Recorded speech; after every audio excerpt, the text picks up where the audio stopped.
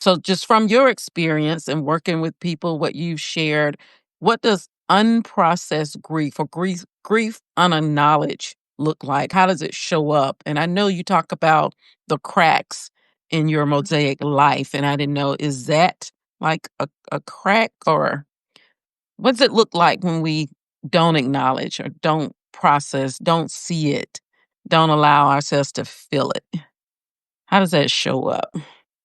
Um, you know, as a mental health coach, people come to me for a lot of different reasons, right? They come to me, they'll say, "Can you help me with my anxiety?" Or they'll say, "My husband and I are not communicating well." Or, it could be Mm, it could run the gamut of issues. But when I mhm, start to talk to them and ask them questions, usually they're grieving something. mm, There's usually some type of loss, or it doesn't even have to be like you mentioned. The ones that I shared were pretty heavy, loss of life, but there's also loss of, like, with your daughter, relationship, there's mhm, jobs, there's loss of mhm, even losses that you choose. Like, if you decide, I'm going to change careers, or I want to move over to this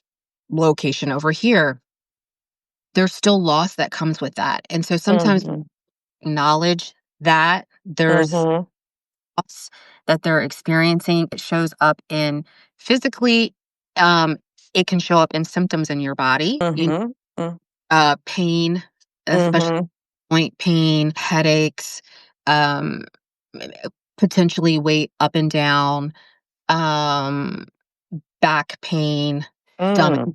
stomach pain, especially. Stomach. Wow. But then it can show up in your emotions as anger, Mhm, high sensitivity, every mhm, just like short-tempered, or you turn mhm, everything external, you mm, isolate,